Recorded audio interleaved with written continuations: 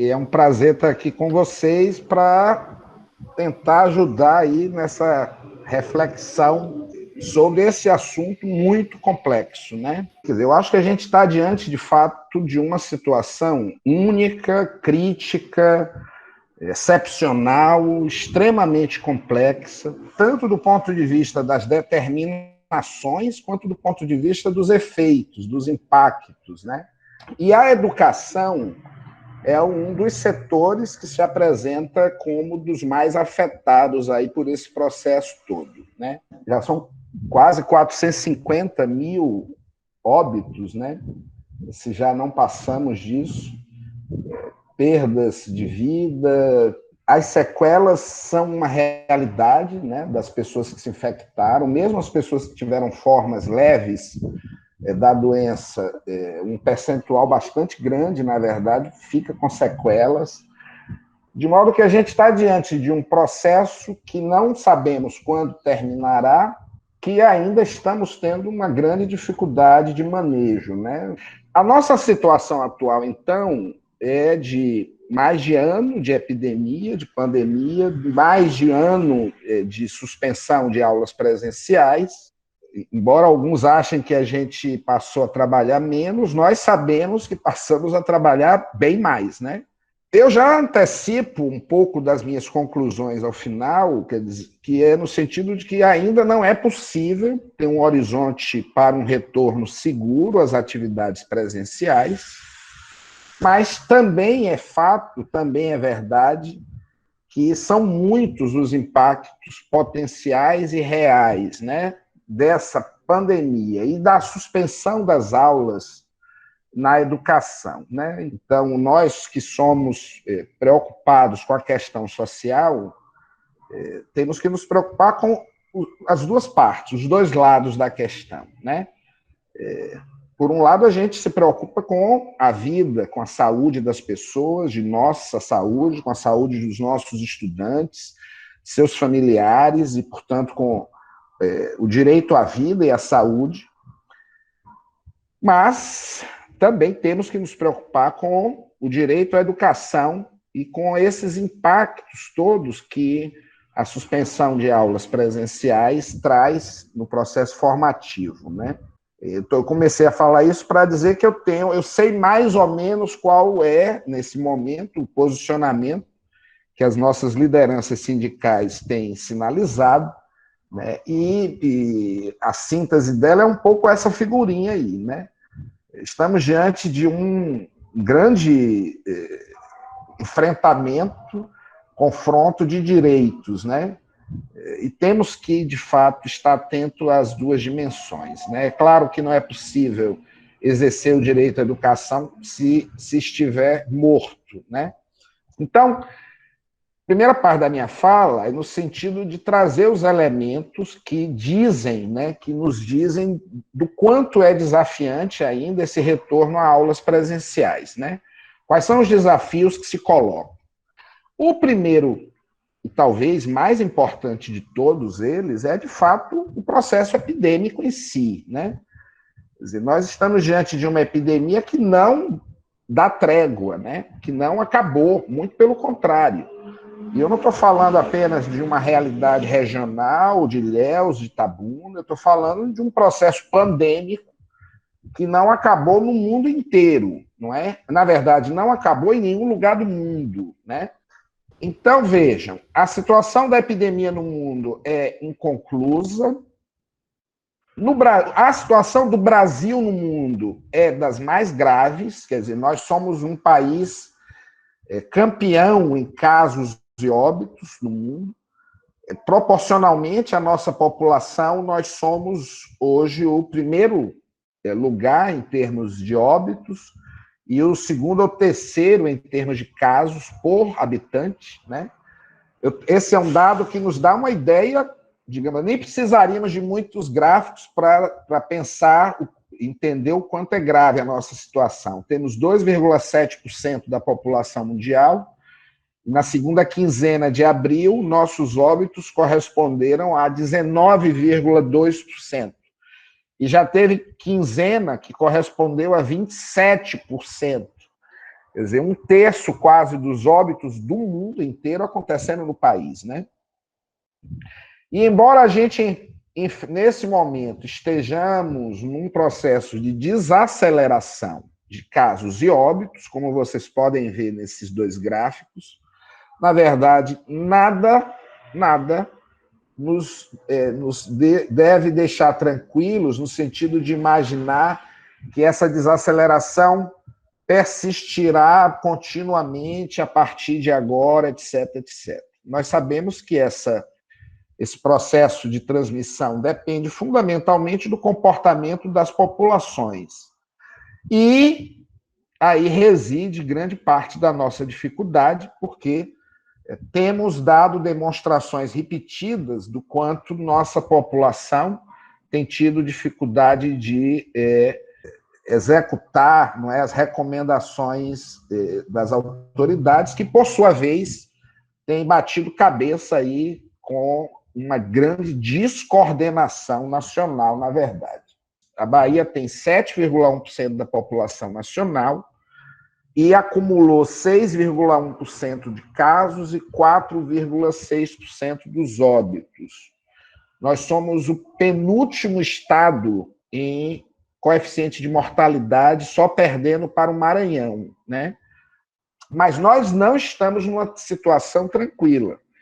Esses dois gráficos ajudam a perceber.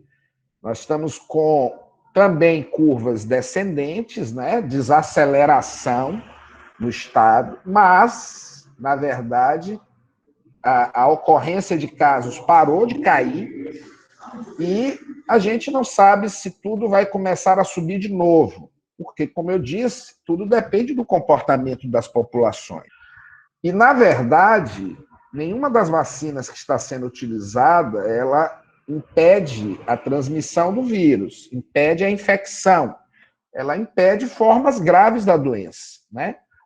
Nossa região sul e extremo sul, na Bahia, é das piores, né? Então, o Brasil é das piores situações no mundo, a Bahia é das menos piores no Brasil, mas a região sul teve uma epidemia, tem tido, né? Tem sido enfrentado uma epidemia extremamente grave.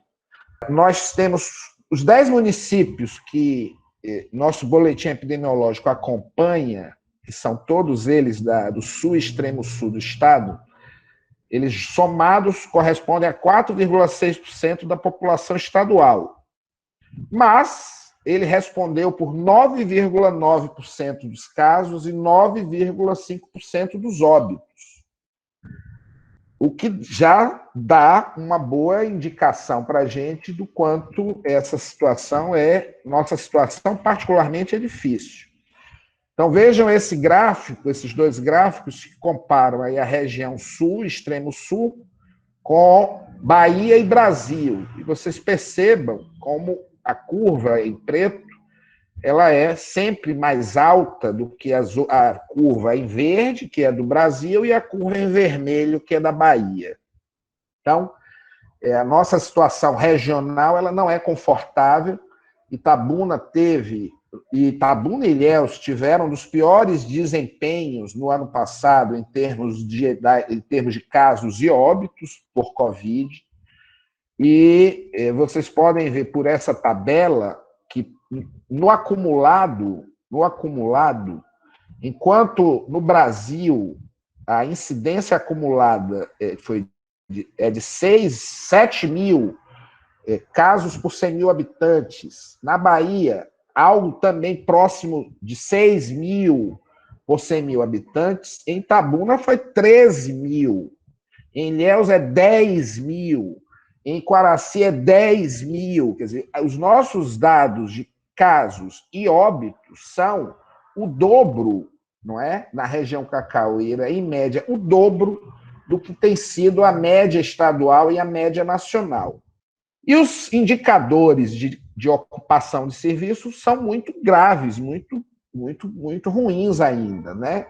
Quer dizer, para iniciar uma flexibilização das restrições, nós precisaríamos ter taxas de ocupação abaixo de 70%. Mas em todas as regiões do estado, nós ainda temos taxas de ocupação altas. Esse dado está um pouco defasado, porque ele é do dia 30, mas nossas taxas de ocupação permanecem altas, e esse é um elemento que restringe, inclusive, ou deveria restringir, a liberação, a flexibilização das restrições, né? Eu trouxe esses indicadores para dizer a vocês que a região sul da Bahia, a região cacaueira, especialmente, tem se enfrentado uma epidemia extremamente grave, muito mais grave do que a média estadual e a média nacional, e olha que nós somos um país campeão no mundo, né, em termos de indicadores ruins. Para completar essa situação, que por si só, né, já é bastante complexa, vocês estão acompanhando pela imprensa a questão das mutações desse vírus. Nós temos hoje mutações que aumentam a transmissibilidade, produzem formas mais graves da doença e maior percentual de infectados, e aparentemente atinge mais jovens do que a versão original do vírus. E essas variantes estão circulando em nossa região. Quer dizer, tanto a variante do Reino Unido quanto a de Manaus foram identificadas em Ilhéus. A variante de Manaus foi identificada em Itabuna. E se está circulando em Ilhéus, está circulando na região inteira, né? Tudo isso é para dizer a vocês que o primeiro desafio para qualquer retorno seguro às aulas presenciais é a situação da pandemia, que não dá trégua e que tem se apresentado de forma particularmente grave, tanto em termos de casos quanto em termos de óbitos em nossa região cacaueira. Para qualquer retorno presencial, vejam, tem que considerar os protocolos sanitários, medidas de biossegurança, medidas de higiene, medidas de atenção à saúde do trabalhador, medidas de proteção individual, reorganização de espaços e fluxos. Quer dizer, tem um conjunto de ações que precisa ser construído para viabilizar essa saída, seja agora, seja daqui a 3 meses, seja daqui a 6 meses, seja daqui a 1 ano. Tudo indica que não estaremos livres dessa epidemia muito rapidamente. Então, a nossa situação epidemiológica é bem complexa, sim. E mesmo usando todos os protocolos, o grande nó é o transporte. Quer dizer, o nosso transporte público, ele é muito ruim. Ele é sempre muito lotado. E aí, num ambiente fechado, quer dizer, num ônibus lotado, fechado, não há, digamos assim, como evitar a transmissão. É simplesmente impossível evitar a transmissão. Então, eu acho que no curto prazo o risco é muito alto. Até porque nós estamos agora com uma cepa circulante que é mais transmissível do que a versão original, produz percentual maior de formas clínicas e atinge mais os jovens. Vocês estão vendo pela televisão muita gente jovem que está sendo internado e indo a óbito. Diferente da primeira onda, no ano passado, em que poucos jovens foram afetados, né? Essa segunda, terceira onda, ela está afetando mais jovens e a principal razão é provavelmente a cepa. É verdade que os jovens estão se expondo mais, chutaram o pau da barraca, foram para os paredões, etc. Mas, além disso, é verdade também que tudo indica que as cepas circulantes atualmente são mais transmissíveis e infectam mais, produzem formas mais graves nos jovens também. E eu acho que, no curto prazo, tudo isso é muito temerário. Por isso que é uma reflexão muito difícil, muito complexa, e qualquer que seja a decisão, será muito difícil, muito complexa também, porque não temos uma solução ótima para sair dessa situação em que nos encontramos. Essa é a verdade. Não temos uma saída ótima, nenhuma solução ótima. Temos soluções que vão ter que ser, digamos assim, operadas, qualquer que seja ela, com muito muito labor, com muita dificuldade e com muitas perdas de qualquer maneira. Só agradecer pelo convite, me colocar à disposição. Obrigado, queridos.